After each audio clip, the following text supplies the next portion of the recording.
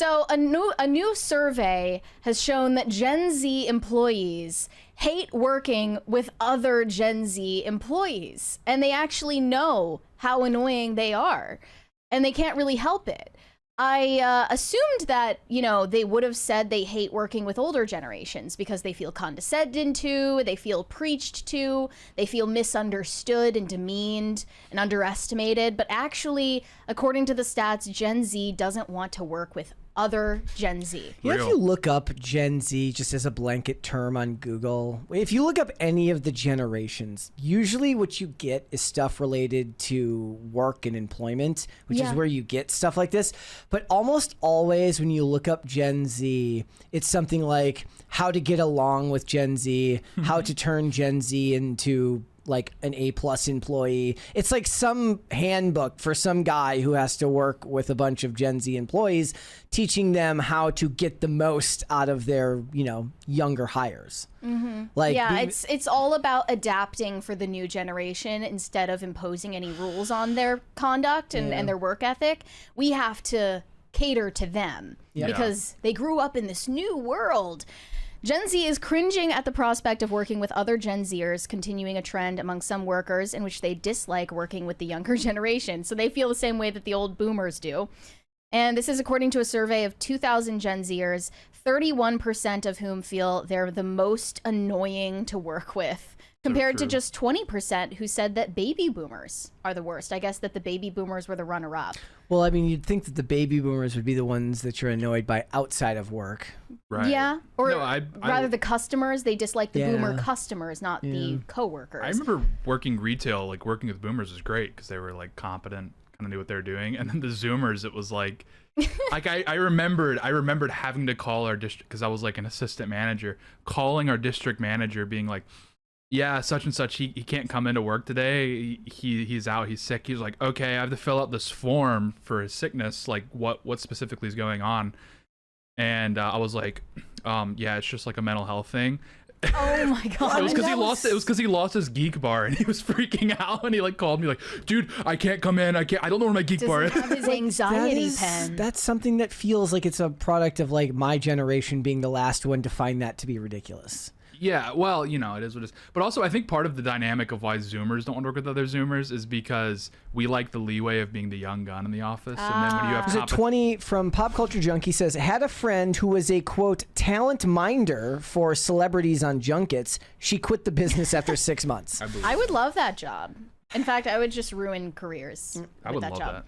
No, but it's true. It's like, so they want to be like babied, and if they're not the baby in the office, they have to actually like get up to industry standard. Yeah, it's a big, there's like inner Zoomer competition. Well, yeah, me and Mary, we came in and we thought each other stole each other's posts. Yeah, okay, we have to explain this. Because since we're talking about Gen Z coworkers not getting along, it's true. We are Gen Z coworkers. We almost went to blows. Yeah, it got real for a second. But recently, both of us had the same exact concept for a meme and posted it at different times.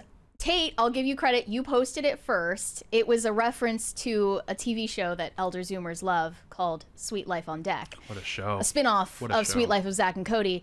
Only elder Zoomers think that this is a relevant cultural reference. We both did it.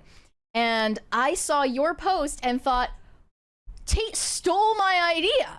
What the hell? And you thought the same thing when you saw mine. And we were both scandalized. We were both talking shit behind each other's backs. And in typical Zoomer fashion, neither of us confronted the other. Yeah, well, I put it out in the open. I wanted to just address that. And now we have an understanding. The reality is the Zoomer zeitgeist is just so limited. There's like 4 like Disney Channel shows we all reference. There's a lot of intra-Zoomer competition. So that might be one of the reasons. And in this survey, they had Gen Zers rank the most annoying generations to work with. It was Boomers at 20%, Gen X 14%, Millennials 12%, Gen Z 31% in the lead, and 23% said they love working with everyone, which is that's not a lie. Real. That's not real. That's a lie. They were just worried that the survey wasn't anonymous. And the rest of this is, pretty predictable, except for this one part. It turns out that Gen Z thinks they're the happiest generation. That doesn't sound That's the only part of this survey that surprised me. What's the sample size? 59 is 2000. Whoa. 59% of the Gen Zers surveyed here believe that they are happier than previous generations. Which is way. insane to me. What do they sample, Mormons? Not only does that like they asked them the question like right after the Adderall hit in the morning. That like totally makes no sense if we look at the reported happiness of Gen Z. According to their own self-reports, they're very miserable. Yeah. But also, like, they think that the older generations are grumpy, I guess. That's crazy, because in my experience, like, Zoomers will just trauma dump on each other in the office. It says Gen Z knows it's all about good health, strong relationships, and a sense of purpose.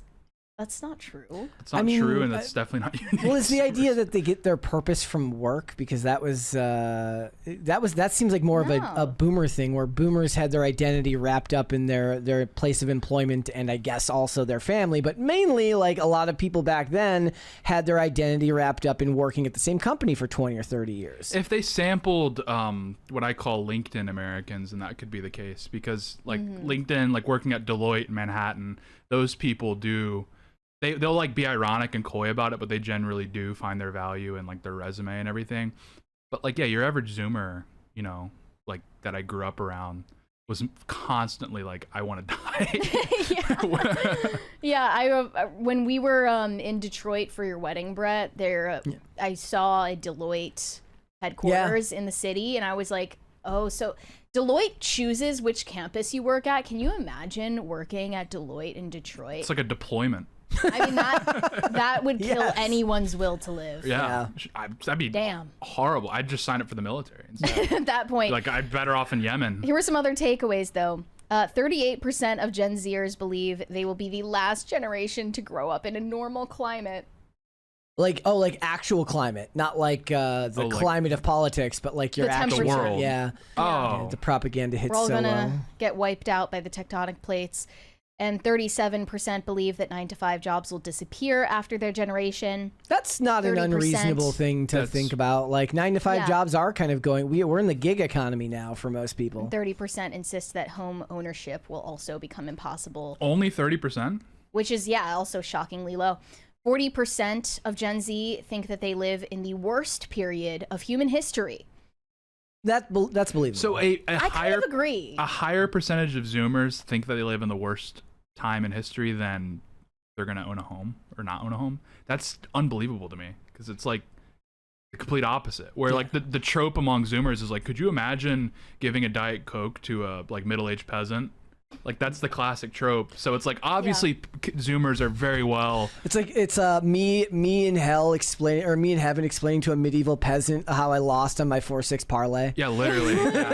Me explaining to Martin Luther my Clash of Clans like strategy. I do actually think that this might be maybe not the worst, but this is like the most unique period of human history.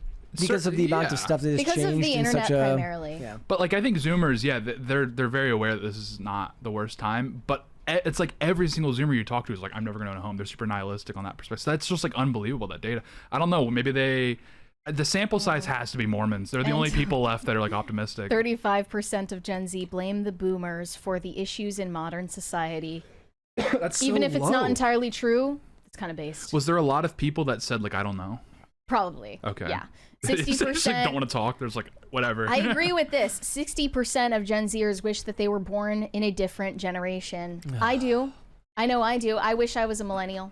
I do. Millennials were the ones who coined that phrase because they listened to music from another generation. Yeah, but Gen Z feels that way for totally different reasons. Yes, absolutely. 46% of Gen Z envy millennials for getting to grow up in a normal world. I feel that way. Yeah, I agree with that. Preferably Bronze Age would be where I'd want to live, but millennials would be nice. They envy millennials for not having to grow up with AI. We didn't grow up with AI. Yeah, like it's like that's like 3 years ago. It depends on the sector of Gen Z, because some Gen Z are currently in high school. But if they're polling employees, they wouldn't be old enough to. I also think what's going on here is a lot of people the people that would give the nihilistic answers just didn't want to take the quiz. Oh, and so they're probably only polling people that are like bright-eyed and bushy-tailed. They also say they envy millennials' lack of fear to be cringe. And they envy millennials for being taken more seriously. Yeah, but the problem with that with millennials is like millennials had to learn to like embrace it as like a form of irony, where they'd be cringe for ironic reasons. They're not actually being like emotionally open or honest with people. They're just being cringe because that's what the humor was. Yes, it is. It's 110% its own defense mechanism. Well, because all Zoomers did was identify what is cringe, and then were able to deliver it in a post-ironic way. But they're still being in cringe. The millennials, they say, got to grow up before the peak of the internet, grew up with limited cameras, meaning like no cell phone cameras. They had the last halfway normal childhoods. That's all true. That's true, yeah. And they also had the last shot at home ownership. But like the millennial upbringing was vastly different from a boomer's upbringing. It really, the world, I don't know. It seems like there was the most variation in your upbringing occurred after World War II.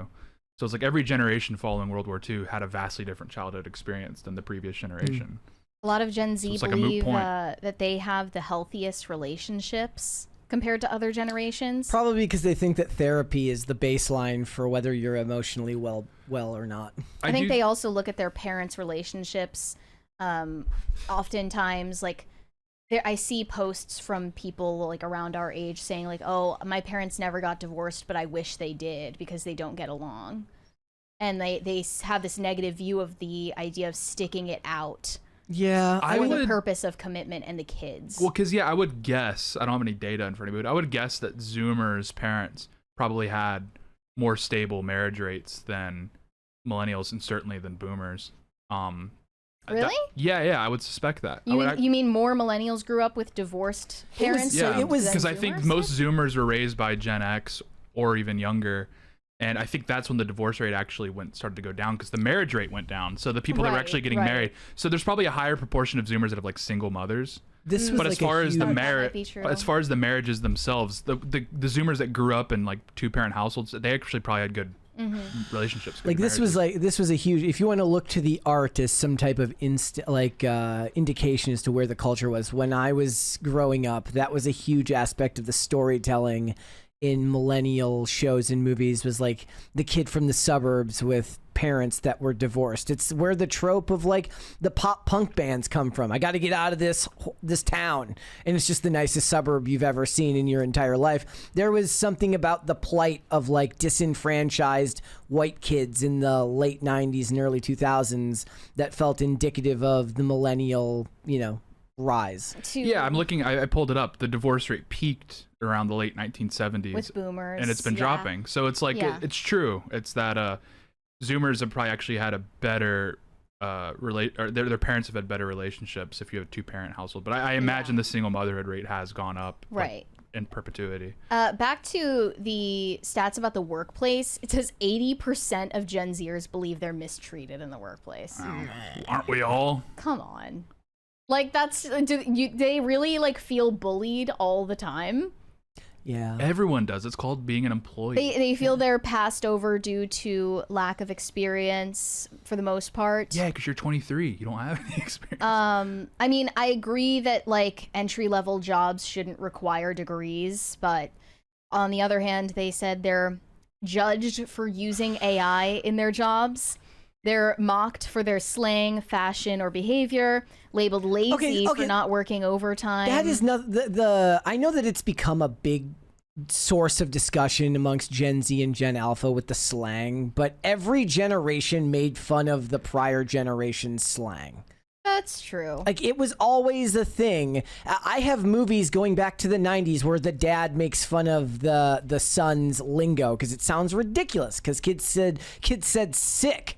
They feel they're not getting hired due to stereotypes. They feel that older colleagues undervalue their skills or ideas with the exception of jobs that are related to social media. Yeah, I can absolutely see the type of thing where it's like they only want the Gen Z employees so that they can post funny things from their social media. So they know all the TikTok trends. Yeah, so like what dance is in this week? Yeah. What TikTok dance like, should we... Oh my gosh, they don't do dances on TikTok anymore, you boomer. God! There was literally... It was a quote from Aristotle where he said, young people are high-minded because they have not yet been humbled by life nor experienced the force of circumstances. They think they know everything and are always quite sure about it. So it's like for 2,500 years, older people have complained about the naivety of young people. Yeah, well, I mean, the problem with feeling like you're getting underestimated due to stereotypes is that Gen Z continues just proving the stereotypes right with their lack of common sense, with their lack of common courtesy and manners. And as for Gen Z's lack of common sense, I recently saw one of these people in the consultant class try to explain why Gen Z seems to lack common sense.